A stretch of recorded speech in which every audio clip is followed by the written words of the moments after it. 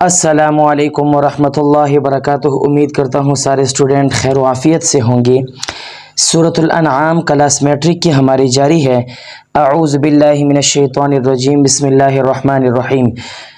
Badie السماوات والارض انا یکون له ولد ولم تکن له صاحبہ وخلق کل شیء وهو بکل شیء علیم۔ وہ تو آسمانوں اور زمینوں کا موجد ہے، اس کا کوئی بیٹا کہاں ہو سکتا ہے جبکہ اس کی کوئی بیوی نہیں۔ اس نے ہر چیز پیدا کی ہے، وہ ہر چیز کا پورا علم رکھتا ہے۔ یعنی اللہ تعالیٰ کے بارے میں ہے کہ اللہ تعالیٰ، جیسے کہ یہودی پہلے اس سے پچھلے آیتوں میں یہ بتا چکا ہوں کہ حضرت عیسیٰ علیہ السلام کو وہ اللہ کا بیٹا مانتے ہیں، تو اللہ تعالیٰ فرماتے ہیں، اللہ تعالیٰ خود اپنی تعریفی قسم کی یہ بیان کرنا چاہ رہے ہیں کہ میں تو آسمانوں اور زمینوں کا پیدا کرنے والا ہوں، اور میرا نہ کوئی بیٹا ہے۔ جب میری کوئی بیوی نہیں تو بیٹا میرا کہاں سے ہوگا؟ جیسے کہ آپ لوگوں کا من گھڑت عقیدہ ہے اللہ کے بارے میں، تو اللہ فرماتے ہیں میں ان چیزوں سے پاک ہوں، اور اللہ وہ ہے جو ہر چیز کا پورا علم رکھتا ہے، یعنی اللہ تعالیٰ کے علم میں ہے سارا کچھ۔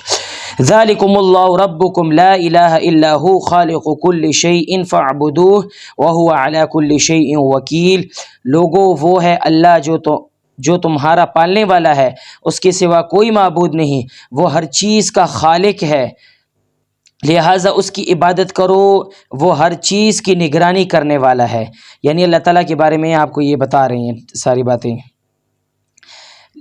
لا تدرکہ الابصار وہو یدرک الابصار وہو اللطیف الخبیر۔ نگاہیں اس کو پا نہیں سکتی، وہ تمام نگاہوں کو پا لیتا ہے، اس کی ذات اتنی ہی لطیف ہے اور وہ اتنا ہی باخبر ہے۔ اے پیغمبر، ان لوگوں سے کہو کہ تمہارے پاس تمہارے پروردگار کی طرف سے بصیرت کے سامان پہنچ چکے ہیں، وہ اتنا ہی باخبر ہے۔ اس کا معنی کیا ہے؟ اس کا مطلب یہ ہے کہ یعنی اللہ تعالیٰ کی جو اللہ تعالیٰ ہر ایک چیز کو دیکھنے والے ہیں۔ ہماری نگاہ، ہم اللہ تعالیٰ کو دیکھ نہیں سکتے، نہ اللہ تعالیٰ کی کیفیت، نہ ہم اس کے کچھ بتا سکتے ہیں، لیکن اللہ تعالیٰ ہر ایک چیز کو، ہر ایک جو جس جگہ پہ بھی ہے، اللہ تعالیٰ کے پاس وہ علم میں ہے کہ وہ بندہ اس وقت اب کیا کر رہا ہے، اس وقت کیا نہیں کر رہا۔ یہ سارا کچھ اللہ تعالیٰ کے علم میں ہے۔ اور یہ جو تفسیر میں نے بتائی گئی ہے، یہ علامہ الوسی رحمۃ اللہ علیہ نے اپنی تفسیر میں یہ کتاب وہاں سے ذکر کی ہے، وہاں سے میں نے آپ کو یہ سمجھا دیا۔ قد جاءکم بصائر من ربکم فمن ابصر فلنفسہ ومن عمی فعلیہا وما انا علیکم بحفیظ۔ اب جو شخص آنکھیں کھول کر دیکھے گا وہ اپنے ہی بھلا کرے گا، جو شخص اندھا بن جائے گا وہ اپنے ہی نقصان کرے گا، اور مجھے تمہاری حفاظت کی ذمہ داری نہیں سونپی گئی۔ یعنی اللہ تعالیٰ فرما رہے ہیں کہ میں نے آپ کو دو راستے بتا دیے، ایک سیدھا راستہ، ایک غلط راستہ۔ سیدھے راستے پہ جاؤ گے تو جنت پالو گے، اگر دوسرے راستے پہ جاؤ گے تو جہنم ہی آپ کا مقدر ہے۔ اب اللہ تعالیٰ فرماتے ہیں کہ اپنی آنکھیں کھول کر جاؤ، جیسے ہم کہتے ہیں کہ بھئی آنکھیں کھول کر چلا کرو، اسی طرح اللہ تعالیٰ بھی بیان کر رہے ہیں کہ بھئی اللہ تعالیٰ فرما رہے ہیں کہ آنکھیں کھول کر دیکھو کہ کون سا سیدھا راستہ ہے، اس کو منتخب کرو، نہ کہ دوسرے راستے کو منتخب کرو۔ اور نبی علیہ السلام کے بارے میں بھی یہ کہا گیا کہ آپ کو کسی کی ذمہ داری نہیں سونپی گئی کہ یہ شخص کیوں کافر مرا، ٹھیک ہے، کہ نبی علیہ السلام کے ذمے یہ تھا کہ یار سارے مسلمان سارے کے سارے جنت میں جانے والے بن جائیں، تو نبی علیہ السلام کو یہ فکر تھی، تو اللہ نے بھی فرمایا کہ اے نبی صلی اللہ علیہ وسلم، آپ کا کام ہے پہنچانا، آگے ہدایت دینا یا نہ دینا وہ میرا کام ہے۔ وَكَذَلِكَ نُصَرِّفُ الْآيَاتِ وَلِيَقُولُ دَرَسْتَ وَلِنُبَيِّنَهُ لِقَوْمٍ يَعْلَمُونَ۔ اسی طرح ہم اپنی آیتیں مختلف طریقوں سے واضح کرتے ہیں تاکہ انہیں لوگوں تک پہنچا دو، تم انہیں لوگوں تک پہنچا دو، اور بالآخر یہ لوگ تو یہی کہیں گے کہ تم نے سیکھا ہے۔ یعنی نبی علیہ السلام کی نعوذ باللہ کہا کرتے تھے، ایک تو نبی علیہ السلام کی توہین بھی کہا کرتے تھے کہ ان کو پتہ تھا کہ نبی علیہ السلام تو امی ہے، یعنی کچھ نہ لکھنا جانتے ہیں نہ پڑھنا جانتے ہیں، لیکن پھر بھی کہا کرتے کہ یہ کسی لوہار سے نعوذ باللہ سیکھ کر آتے ہیں اور ہمیں یہ قرآن کی درس دیتے ہیں۔ تو نبی علیہ السلام کے بارے میں طرح کی یہ باتیں گھڑا کرتے تھے۔ اتبع ما اوحی الیک من ربک لا الہ الا ہو واعرض عن المشرکین۔ اور جو لوگ علم سے کام لیتے ہیں ان کے لیے ہم حق کو آشکارا کر دیں گے۔ اے پیغمبر، تم پر تمہارے پروردگار کی طرف سے جو وحی بھیجی گئی ہے تم اس کی پیروی کرو، اس کے سوا کوئی معبود نہیں، اور جو لوگ اللہ کے ساتھ شرک کرتے ہیں ان سے بے پرواہ ہو جاؤ۔ یعنی جو اللہ تعالیٰ کے ساتھ شریک ٹھہراتے ہیں آپ ان سے بے پرواہ ہو جاؤ، ان سے علیحدگی کا بالکل علیحدگی کا اعلان کر دو کہ میرا ان سے کوئی واسطہ نہیں۔ اور اگر اللہ چاہتا تو یہ لوگ شرک نہ کرتے، ہم نے نہ تمہیں ان کی حفاظت پر مقرر کیا ہے اور نہ تم ان کے کاموں کے ذمہ دار ہو۔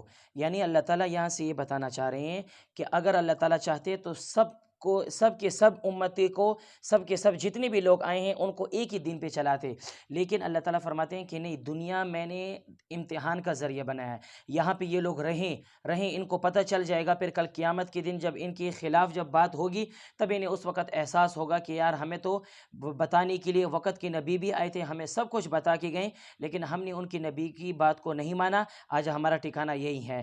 یعنی ان کو اس وقت حسرت کے طور پر اللہ تعالیٰ فرماتے ہیں کہ دنیا میں رہ کر چاہے یہ جو بھی کچھ کریں کرتے رہیں، ان کے پاس حق بات بھی پہنچے گی، غلط بات بھی پہنچے گی، اب ان کا کام ہے کہ یہ کون سی بات کو لیتے ہیں۔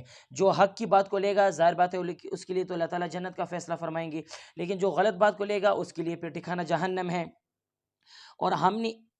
اور ہم نے نہ تمہیں ان کی حفاظت پر مقرر کیا، نہ تم ان کے کاموں کے ذمہ دار ہو۔ یعنی نبی علیہ السلام کو تسلی دی جا رہی ہے کہ آپ اپنا فرض ادا کریں۔ آپ کا فرض کیا ہے؟ لوگوں تک دین کی بات پہنچانا، قرآن پہنچانا، اچھی بات کو پہنچانا۔ وہ نبی علیہ السلام تو آلریڈی کرتے رہیں، لیکن پھر یہ بھی کہا کہ آپ کی ذمہ یہی ہے، آپ کی ذمہ یہ نہیں ہے کہ کل قیامت کے دن آپ سے پوچھا جائے گا کہ یہ کافر کیوں جہنم میں گیا۔ اللہ کے نبی سے اس کے بارے میں نہیں پوچھا جائے گا۔ وَلَا تَسُبُّوا الَّذِينَ يَدْعُونَ مِن دُونِ اللَّهِ فَيَسُبُّوا اللَّهَ عَدْوًا بِغَيْرِ عِلْمٍ كَذَلِكَ زَيَّنَّا لِكُلِّ أُمَّةٍ عَمَلَهُمْ ثُمَّ إِلَى رَبِّهِمْ مَرْجِعُهُمْ فَيُنَبِّئُهُم بِمَا كَانُوا يَعْمَلُونَ۔ مسلمانوں، جن جھوٹے معبودوں کو یہ لوگ اللہ کے بجائے پکارتے ہیں تم ان کو برا نہ کہو، جس کے نتیجے میں یہ لوگ جہالت کے عالم میں حد سے آگے بڑھ کر اللہ کو برا کہنے لگیں گے۔ جب اگر ہم ان کی خداؤں کی تذلیل کریں گے، ان کی انسلٹ کریں گے، تو ظاہر بات ہے وہ ریٹرن میں ہمارے خدا کو بھی جہالت میں آ کر غلط باتیں کرتے رہیں گے۔ اس دنیا میں تو ہم نے اس طرح ہر گروہ کے عمل کو اس کی نظر میں خوشنما بنا رکھا ہے۔ یعنی دنیا میں رہ کر چاہے وہ جو بھی عمل کریں، یعنی مثال کے طور پر اگر وہ نعوذ باللہ خدا کی گستاخی کریں تو وہ اپنے آپ کو یہ سمجھ رہے کہ میں نے نعوذ باللہ کچھ بہت ہی اچھا کام کیا ہے، حالانکہ اللہ تعالیٰ فرماتے ہیں کہ اس کو دنیا کی حالت میں چھوڑو، جب کل قیامت کے دن جب یہ میرے پاس حاضر ہوگا تب اس کو اندازہ ہو جائے گا۔ پھر ہم ان سب کو اپنے پروردگار کے پاس لوٹنا ہے، اس وقت وہ انہیں بتائے گا کہ کیا کچھ کرتے تھے۔ ٹھیک ہے، وَاقْسَمُوا بِاللَّهِ جَهْدَ أَيْمَانِهِمْ لَئِنْ جَاءَتْهُمْ آيَةٌ لَيُؤْمِنُنَّ بِهَا قُلْ إِنَّمَا الْآيَاتُ عِندَ اللَّهِ وَمَا يُشْعِرُكُمْ أَنَّهَا إِذَا جَاءَتْ لَا يُؤْمِنُونَ۔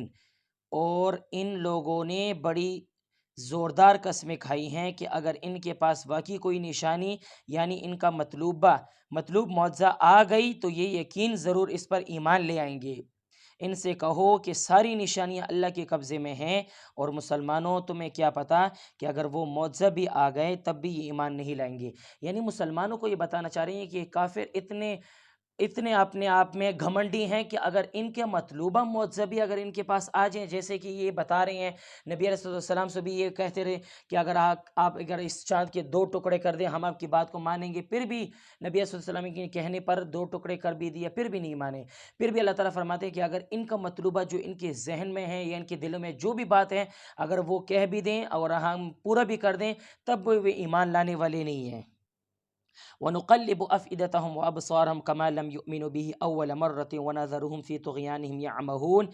جس طرح یہ لوگ پہلی بار قرآن جیسے معجزے پر ایمان نہیں لائیں، ہم بھی ان کی ضد کی پاداش میں ان کے دلوں اور نگاہوں کا رخ پھیر دیتے ہیں اور ان کو اس حالت میں چھوڑ دیتے ہیں کہ یہ اپنی سرکشی میں بھٹکتے پھریں۔